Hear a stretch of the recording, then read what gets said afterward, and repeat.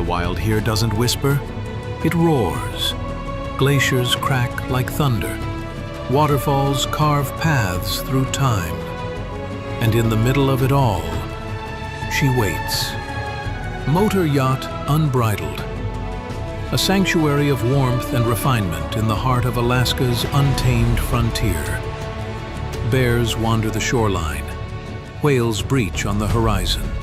Seals nap on drifting ice while you sip champagne on the aft deck.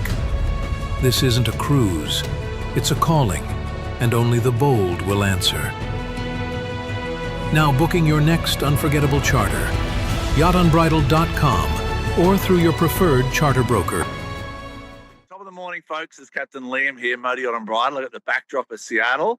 Just out and about giving you a different backdrop here. And I've got the honour to have Glen here from Super Yacht Fitness. How are you, Glen? Yeah, good morning to you. Good afternoon from here in the UK. I'm good. How'd you go in Antigua? Did you get some sunshine? You get a little tan there, or?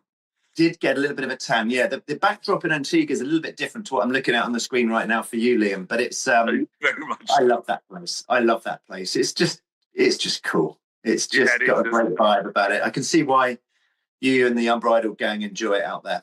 It's chartering. For us, it's Costa Rica next. That's where kind of the charter objectives are, is Mexico, Costa Rica, the warm weather. But we've got some big projects at the moment. So there's worse places to be.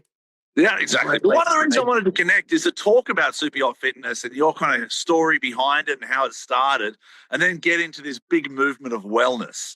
Because most of the emails I'm getting these days from brokers or looking on other charter vessels or even industries like Four Seasons, different other programs, whether it's yacht or shoreside, it's all about fitness and wellness. So tell us your kind of story there, Glen, and then how did you start Super Yacht Fitness? Yeah, it's an interesting one. So I've been in and around the yachting industry for forever, right? Yeah. 20 years. It's kind of all I know now. In some ways, I've kind of become a bit, it's a bit of a kind of myopic focus on that industry. But going back about 4 years ago, I was introduced to someone that turned out to be my business partner. I was doing some consulting. We'd sold a previous business in the yachting industry. And I was introduced to a chap that had been working in the health and fitness industry for the last 30 years. It was kind of the oracle of health and fitness. Oh, wow. Working with high net worth individuals, royalty, elite sports people, a really interesting guy, very humble. And he'd been asked to do a yacht. He'd been asked to do a gym on an 85-meter yacht by one of his clients whose house he was doing. And through that, he was introduced to myself because, I knew the yachting industry pretty well. And we got chatting and we hit it off. We got on really well. And we realized that, there was a need for that particular for that particular project, but there was a broader proposition that really hit me hard, and it was about crew wellness, which back then wasn't spoken about as much. No. And the same as crew wellness was work hard, and then work harder. Yeah.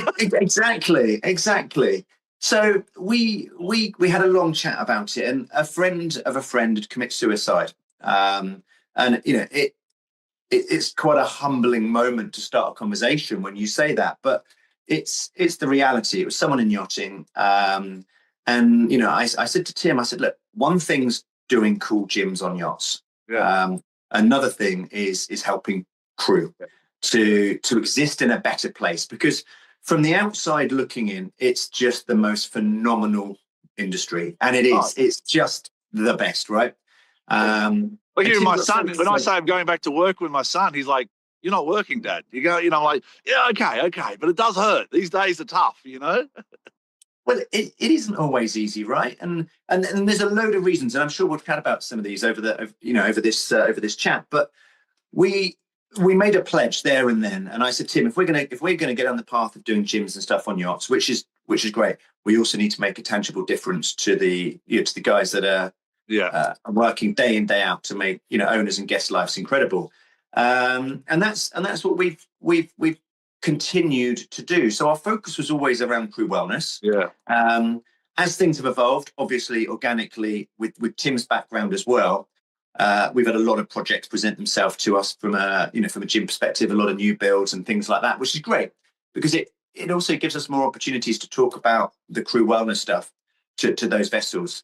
And it's been a great journey, Liam. I love making it's been exciting to watch as well. And then I connected with you last year at Antigua Charter Show, and I would have loved to have gone this year. But, you know, a lot of times when people talk about wellness, they talk about the negative side, meaning it comes from something like a trauma or burnout or something. I also need to acknowledge that it comes from a desire to get a result. And that desire comes from these owners and the demand the owners have on the industry and the crew. So they want the best. I think what the industry realized is we kept burning everyone out. And in order to unlock this little bit of secret, a little bit more energy, a little bit more calmness, a little bit more wellness, we need our fitness. Does that resonate with you? Oh, massively. So it's results driven as much as it is trauma. Yeah, hugely. But then I guess my question back to you is what does results look like? And what does success look like in yachting? Because, you know, if an owner wants that incredible environment, what does success really look like? Does success look like keeping a crew?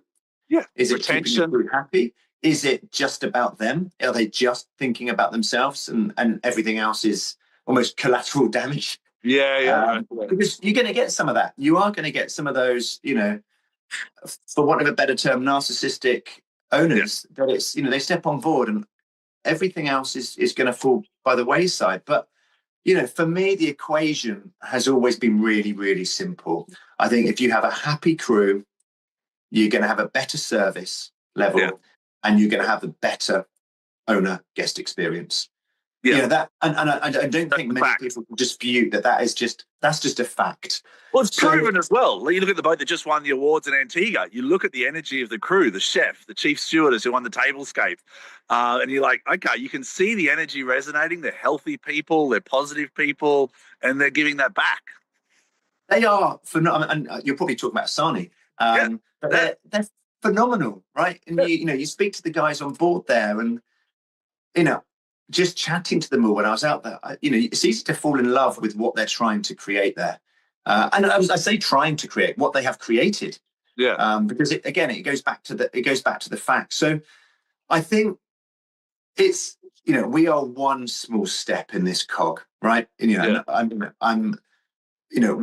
Tim and I, we've always liked to take a very humble approach to this. We are not the solution. We are part of a But you are the standard. You are the standard, Glenn. I'll give you credit where credit's due. You are the standard. And a lot of people look at you and go, all right, he's onto something, and he's got something, and he's built something. And that's why I do respect you and Tim, and you are the standard. So what you've done is you've taken yachting to a new level, and that's difficult. Well, and Liam, I mean, thanks for that. I mean, that means an awful lot to me. I think I don't see it that way, but I'd rather not see it that way because I think that keeps us, keeps us pushing the boundary. Keeps the hunger alive. Yeah, it does. But if that is the reality, then I'm not going to drop the mic and say my mission is complete because it's not. Because I've got a few more kids to put in the kids through school. But it's if it can make a difference, and Tim and I can make the business work. Then that to me is unreal, right? And we say it every single day. If we can make a difference to one person, that's phenomenal. There's loads of great people out there, right, that are doing some phenomenal stuff. And we want to work with them all. We don't want to compete with anyone, Liam. We don't. Why compete with people when you're trying to make them better? Yeah, exactly. Well, the whole community, the whole industry's got so big over the last 10, 20 years that you've seen it, and I've seen it. 25 years in yachting, 20 years as a captain. I could never imagine the size of the boat shows or the size of Antigua Charter Show or the standard that these people are going to. The food alone at the Antigua Charter Show this year was Michelin class on every plate. And I'm just like, wow. All right, let's keep going back to the drawing board. What's next? So, and it is that. Is this what's next? Yeah, exactly. It was all of a sudden 10 years ago, it was having a slide. Wow. You know what I mean? That's got nothing to do with it anymore, whether you got a slide or not. That's a given fact. So what excites you? What excites you about it? What's it kind of, if you wanted to look ahead and go, all right, what is next? I know we're jumping around here, but what excites you about the kind of wellness aspect? Because wellness isn't just a spa or a massage table or a gym or a Peloton. How are we going to achieve these goals for these clients that keep showing up? Biometrics, IVs. Where does it stop? And you know what, the beauty and the thing that I really love about what we do is, it's very easy, right? You can run a business looking at your feet, Yep. or you can run a business looking over the hill. Yep. For us, we've got to spend our time looking over the hill. What gives us a bit of an advantage in some ways, if I can kind of humbly say, is that my business partner's background is in elite sport. Now they are years ahead. Okay. Right? The clients that he is working with, the elite sports people, the Premier League footballers, the training grounds, they are years ahead. Yeah. So the things that we're talking about in yachting that sound really, really cool, like, infrared and, red light therapy, and, hot, cold plunge and things like that are like, wow, can we get them on board? It's like, of course you can. Well, I think it starts with data and monitoring. Like about 5 years ago, I had this vision. I said, all right, crew, we should all be wearing smartwatches and we should all compare our data. Let's just be honest and have it up on a board to see our heart rates, our stress levels, our sleep patterns. And the crew are like, no, okay, that's too much. Settle down. Go back up to the bridge. Let's keep finding good coves and bays. But I think there's something to it because we are like professional athletes in the sense of the standard we need to get to. And it's exhausting. So how do we refresh? How do we monitor that so the girls are getting enough sleep, Well, it's so true. And it's an analogy we use a lot, actually. And we've got... We've got the program, we've got a training program called the Maritime Growth Program. And it was actually set up and designed by a lady that works with elite sports people. It was designed for politicians and sports people so that people can perform at their top level when it's required. Yeah. And it's all about how you communicate, how you deal with conflict and all of this stuff. And actually, it's really relevant. And, we need to treat crew like elite sports people. Now, I'm not saying every yacht needs a sports conditioning coach just for crew. And, when you're back, like a Premier League footballer, right? You've got all the data on the sidelines. You've got a coach realizing that the battery of that player's down. It's like playing fantasy football almost. Yeah, their battery's at 30%. We'll take them off now. We'll let them recharge. Yeah, exactly. But you can see the fatigue in them. And it's funny, I love Premier League football. Do you follow a team particularly or sport? Yeah, sadly, they're not in the Premier League anymore, Liam. They got relegated last year. Southampton. Oh, taking a break, eh? Good old Southampton, eh? They're all right. They're good. We got fatigued. Great players. We got tired. Yeah. Well, lucky and unlucky. I'm a Liverpool fan, but they've had their ups and downs. But they're in a down moment now, but that's okay. But my analogy with that is, I, as a captain, and even the owners and DPAs and management companies, we need to look at like we're the coaches in a lot of ways, and how are we presenting our teams in the best way to the charter brokers and to the owner to get the result for them. And that has a lot of different aspects to unravel. How do we get the best results? And that's why I look at crew and I say, crew, let's look at a season at a time. This is an Alaska season. What crew do I need for Alaska? How are we going to get the results we need? How do we move forward? So that's kind of why, and I lay the crew up when I present it to the clients as a football team, like 11, like goalkeepers, strikers. And then I say to the team, did we win today or lose today? What's our score? 1-0, 2-0. How do we have fun with this? How do you present that to the crew when they're on the bench, Liam? When they're on the bench, well, the word permanent, I think, comes with a bit of baggage. Like I usually say we've got a family on Unbridled of 20, 30 people that come and go based on what their lifestyle needs are. Some don't want to work full time. You can't have a happy dive instructor sitting up in Alaska. So the dive instructor comes and joins us in Costa Rica. So that's kind of the way I look at a crew is you've got to have a network of people that you can surround yourself with that you can get the best out of for that client because the demands are so high. It's almost ridiculous, and why we do it. That analogy. It's the same analogy with football. You're going to present an 11 people depending on the opposition. Yeah. Right? It's the same analogy, but I think in yachting, we think we're so unique. But actually, there's so many parallels that we can draw from into that yachting world. Yeah, and the elite athletes, but also the corporate world. I think we lose ourselves thinking we are different but we should take more lessons from the corporate world in terms of HR, in terms of not poaching players, but almost looking at people. Like I spend a lot of time looking for people that have potential in the industry and speaking to them and saying, "Oh, I don't have a position now for you, but in a year or two, I think we're going to work together." And when that comes to fruition, I'm like, "Yes, I got a good player now. Let's go." Absolutely, and that keeps you hungry for them, and it keeps them hungry to keep moving, and it stops that. It's a very it's a very attritional industry, right? It's very transient by nature, and I think if you've always got something to work towards, then that's going to really help. If that's the way you look at it, right? Some people just want to come into it for a year, a gap year or something, but if you've got something to work towards, that's where you're going to get your great crew, because they're aspirational, they're really focused on achieving something. And I'd imagine, Liam, from the conversations you and I have had, they are the sort of people you're looking for, because that's your personality type, right? You're always looking forward. Yeah, I love it, and I embrace it. And even the chief steward the other day, she goes, "Thanks for pushing me, Cap." And I'm like, "It's not push; it's creating space for you to succeed, Tiff." And I'm like, "That's the key: is we have to create space for people to go into and succeed." And when you see them have those little attention to details, when they take initiative, that's the goal. It's not a dictatorship. When they take initiative and create something on their own, that's what you celebrate, because that means they're pushing themselves ahead. But it all comes back to fitness and wellness, internal or external.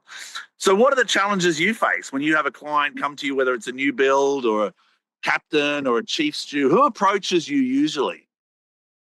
It's a real variation. It's a lot of project managers, owners, reps, captains, those sorts of people. Rarely is it the owner, right? Because the owner doesn't tend to get too involved in that. And occasionally the yard. But typically it's owners, rep, it's project management, technical managers, designers, and captains. And I think the biggest challenge is knowledge. Actually, at the point that we're appointed. And I think... You mean knowledge in terms of educating the client? Yeah, because one thing that really stood out when Tim came into this industry was he was really uninspired by yacht gyms. He was like, they're just pretty places on board. There's no inspiration. It's the same. It's a placeholder. It's a placeholder. Yeah.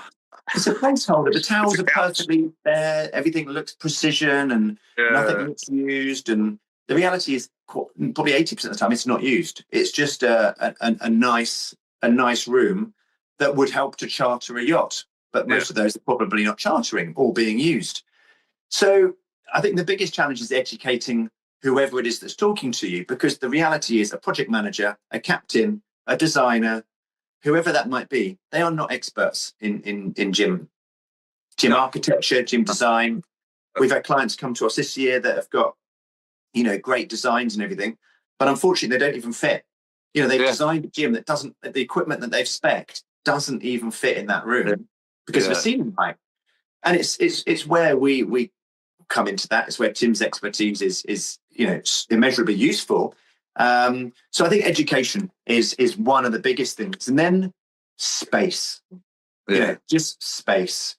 I get so frustrated when we go on board yachts, and you think, and they talk about this most phenomenal gym, and you go on board, and it's just rows and rows of equipment. And there's no space. And you mentioned earlier on about Tiff, and you gave us space to succeed. I think the same thing applies to a gym. You need space to succeed. You don't need 8 different machines to do an ab, a pec, a shoulder. There's so much funky equipment in this day and age, technology, where you can save so much space. So for me, it's create space. Have a room where you can actually, or an environment, doesn't have to be a room, an environment where you can go in and think, I can breathe.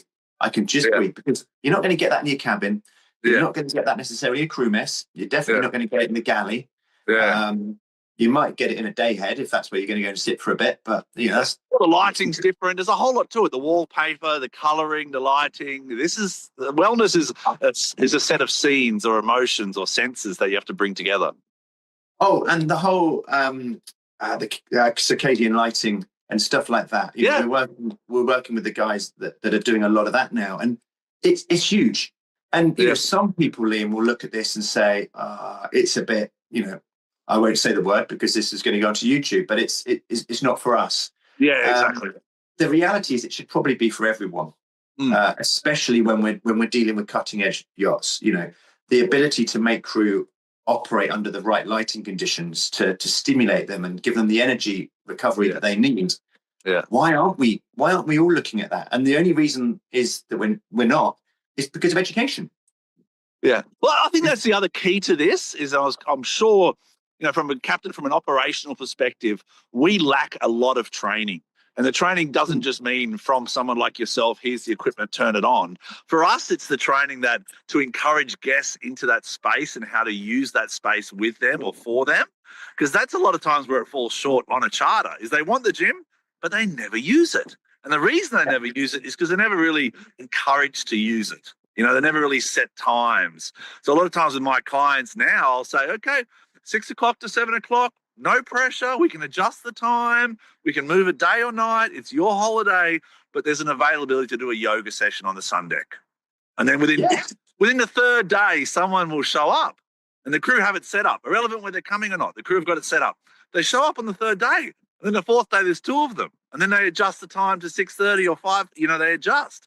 And then you're like, okay, we've got it. We've got it. And then there's a treadmill and there's a Peloton and there's loose weights and let's do some slow movements, you know, let's go rowing, you know. So it's, I don't know, the training of the crew and of the guest is the best asset we are underutilizing to use the equipment that you're putting on the boats. And how many yachting, I don't know, it's kind of a question for you, but how often do you hear about like yachting boot camps? Like you almost go onto a yacht and a crew will run a boot camp for the week, regardless of whether people turn up or not. But there's a boot camp and it's going to be available at 7 o'clock every morning if you want to join it. I love the idea of that. Yeah. Because we did it during a boat show. We did a 7 o'clock yoga and then a bit of fitness during the Flibs last year before. Last year. Yeah. And it worked. Brokers showed up, people showed up, and it's like you set the time or you make the space, people will come up. They show up when you make the space for them. But if you don't, they'll drink wine, they'll sleep in, the guests won't worry about it. And then they feel a little bit like they haven't got everything out of the trip. You know, and I'm like, oh, that's the sad bit. So we talked about kind of the challenges you face. What are the success stories? What do you like? What's something that's just gone? Is it 100 meter that you've just kind of changed the space or a happy client? You know what? It's a real success this year. And I love it because it resonates with me from you're changing the mindset of someone, but you're changing the mindset of an owner. We had a client this year that we spoke to at the start of the year, and they wanted to rent some equipment. And so Super Yacht Fitness rental started really at the start of this year. It wasn't on the roadmap. Yeah, it wasn't even on the roadmap, Liam. It wasn't something we thought about doing. But we started getting loads of people contacting us saying, can we rent? Can we rent? Especially for charter yachts, right? Where you don't have the space on board to keep it. I feel like this whole conversation's gone about space and space, whether it's mental or actual physical space. But which is wellness. You know, I just did a post saying you cannot. What is it? You can't create ideas in chaos. You know what I mean? Or creativity doesn't exist in chaos. It exists in calm, and that's where you set goals. You know. It's why you have the best showers when you're sat on the best ideas when you're in the shower or on the toilet, right? Because it's exactly. You take that space, you know. No phones ringing or anything, you know. Exactly. But we started Super Yacht Fitness, and it was more out of a need. And then we had a particular client contact us at the start of the summer saying we want to rent a couple of treadmills, a couple of ellipticals, for a charter. So we rented the equipment out to them, you know, really successful. They then contacted us and said, look, we've got some further charters. It's for the owner who's coming on board. Can we re-rent them and keep them a bit longer? We said, yeah, of course you can. So we re-rented them. And at the end of the season, they contacted us. They said, firstly, thank you. That was blooming brilliant. Yeah. Secondly, the owner is now absolutely mad on fitness because of the equipment you put on board and has never done fitness before. Thirdly, we're ripping out an area on board and we're going to convert it into a gym. Is that the sort of thing you get involved in, or do you just do rental? And I said, no, ironically, we didn't do rental before this year. Yeah, exactly. That is the thing we do. that is what we do. So it was a really nice story that an owner of a vessel had gone from not being engaged in fitness to really, getting into it and outfitting an area on board for that purpose. And then the feedback we've got, Liam, on a crew level has just been, been brilliant. Getting pictures of crew all wearing their wearable technology on heights, having yacht versus yacht challenges. As I said at the start, every single person that we can impact positively is a positive. And it's not, yes, being physically fitter is a big benefit, but the mental benefits that come from physical exercise are massive. And the reason I do exercise, pretty much every day is because if I don't, I'll be grumpy. Yeah, 100%. That's why right now we've got a winter in Seattle, and I'm like, crew, you have to get off the boat. We have to schedule this.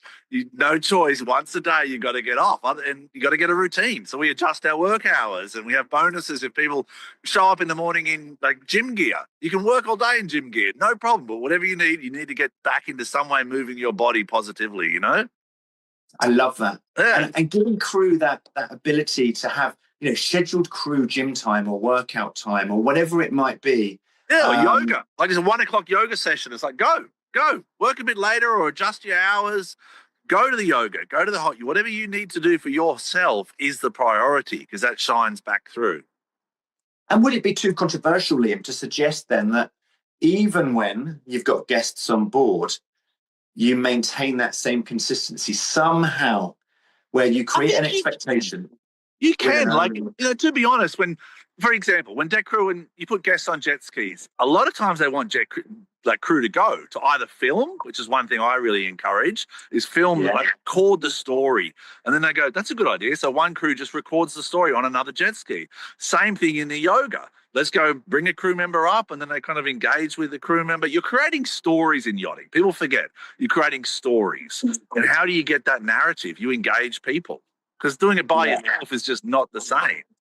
So bonding a wealthy, a lady who's trying to do a bit of a yoga by herself on a TV or with a crew member, you bring another crew member in, a junior deck crew, or you engage. It's all about the engagement side of things. But I want to talk about the wearables because that's something that I'm kind of excited about. When we talked about me kind of tracking crew and heart rate and sleep, it may be too much, and that may be a sensitive topic, but professional athletes are tracked.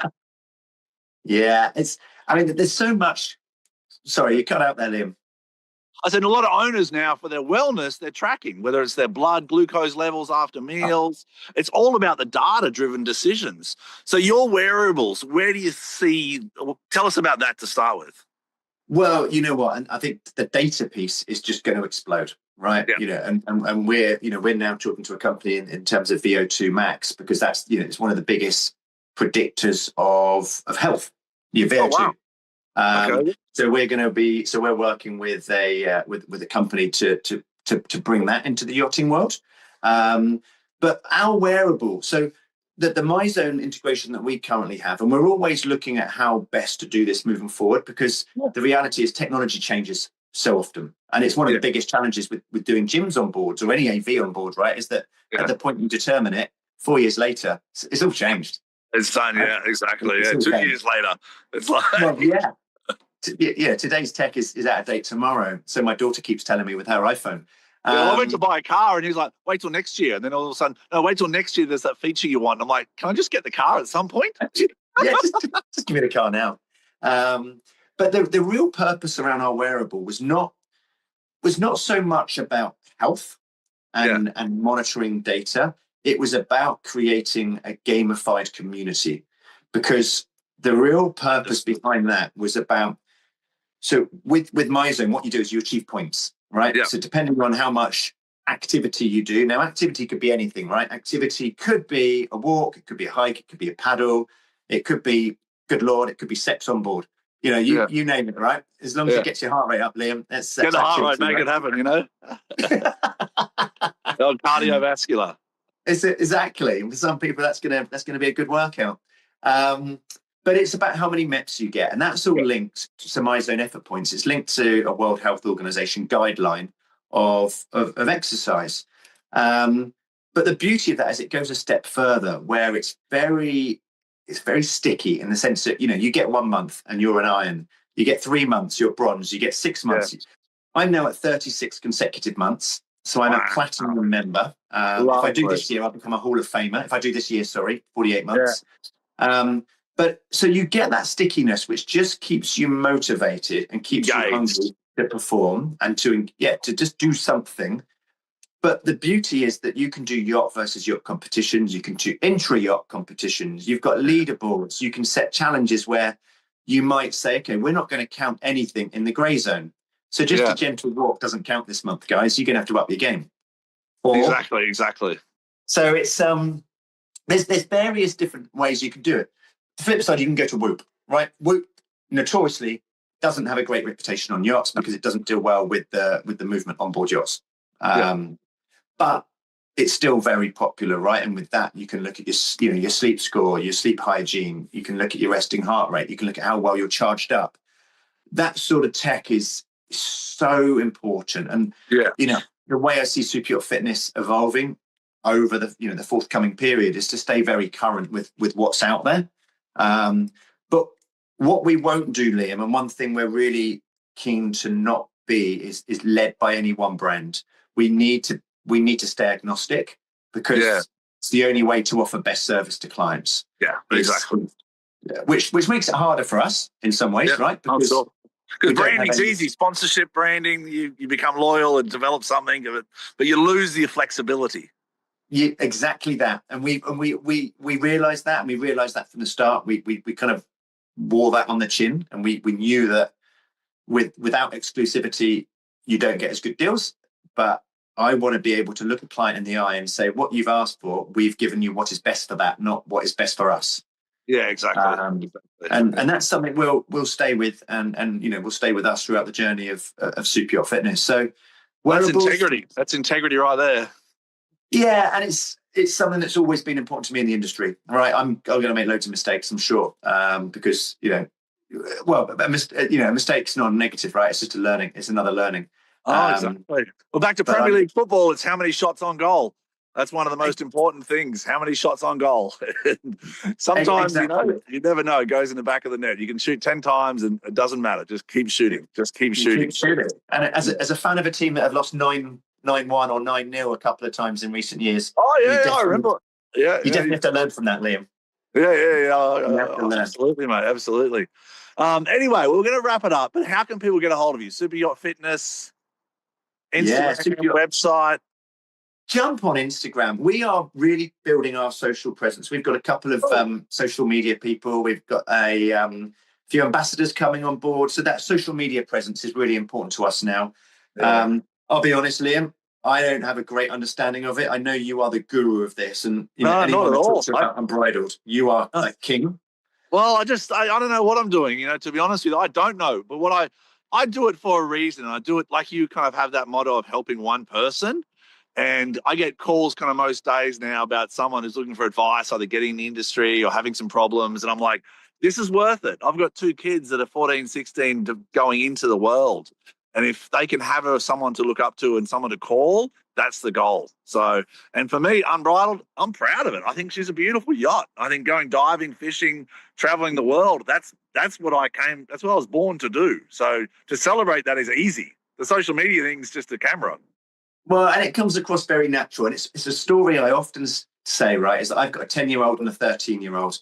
And the reality is they've never known their dad not work in the yachting industry. The chances of them ending up in yachting are probably quite high in some capacity. Yeah. So I want to make the industry as good as possible for them to join. As healthy, as upbeat, as well-paying, with a great balance. And if I can help other people produce that kind of industry for them, so that in 10 years' time or 8 years' time, God forbid, it's an awesome world for them to join. So I agree. Get hold of us? Jump onto our website, superyachtfitness.com. That's what I find what's better about social media than news is social media kind of engages the positivity, whereas the news engages the negativity. And the reason I engage in social media is there was so much negativity in yachting, from incidences or alcohol abuse or, deaths or, like you're saying, suicide. And I was like, come on, there's another side here. We're going to change the balance here. This is a stunning industry where we travel the world, see beautiful places, meet beautiful like-minded people like yourself who are motivated to make a change. And that's where I think the beauty of yachting is. But I think I see that in Super Yacht Fitness. You know, when you came to visit us, the crew were like, cool, yeah, awesome, let's go. You know, it was good energy. Exactly. And we're not going to get everything right. But, you know, what we will always do is learn from it. And we're always open to just new ideas. And you know, beautiful. I love what we do in the same ways you love what you do, Liam. Every morning I wake up and I've got a sprightly step, and I just want to go out there and just, you know, I've never been so happy in a working environment, and you know, that's what I want people to feel when they're on board a yacht. Yeah, beautiful. So you know, that's how it should be. And well, I love chatting to people like yourself. They're the clients. They usually show up kind of stressed a little bit and a little bit down. And by the time day 3 or 4, you see them. They're engaged. They're calmer. Day 5, 6, they're like they're starting to shine back. They got the color to their skin. And then by day 7, they're like, that was awesome. I'm like, keep on coming back. Let's do it again. Lift the bar. Absolutely. Keep lifting the bar. And I reckon next year you just need to make Unbridled the boot camp boat. I like that idea, actually. Yeah, we were actually going to do a wellness, because we're going to Alaska, and we had this idea of doing a wellness trip. So you you start in Seattle, and then you end up in Juneau or Sitka or wherever in Alaska. But that week is like a wellness trip, either for the industry or for yourself, or maybe we get Super Yacht Fitness involved, you know? Absolutely. And you know what? It's going to be something that happens. You know, we've had the fortune of talking to certain people in, let's say, American football, where they are, for example, need to do recovery, and they're being sent away for recovery, and they need hyperbaric treatment and things like that. Yachts are a place that they are looking at doing this. So, you know, if you're a charter yacht and you're open-minded to the, you know, that rehab or boot camp or recovery or whatever it might be, longevity is a big thing now, right? And reset, refresh. Yeah, absolutely. So, let's make it happen. Glenn, thanks for joining me. It's an absolute pleasure having on you. It's usually only 10, 15 minutes or something, but I'm like, I just really enjoyed your time. It was great to reconnect. Yeah, sorry we rambled on, but I love it. Thanks, Liam. You take care. Enjoy Seattle, buddy. Be safe, be blessed, mate. Take care. If your brand belongs in the heart of the yachting world, this is where it happens. Yachting International Radio reaches over 1 million yachting professionals and enthusiasts every month, with 77 million impressions, 220,000 social followers, and 74,000 podcast subscribers. Our hosts are insiders, crew, captains, CEOs, trusted voices shaping the industry. This is targeted, high-impact advertising in a luxury niche. Visit yachtinginternationalradio.com/advertise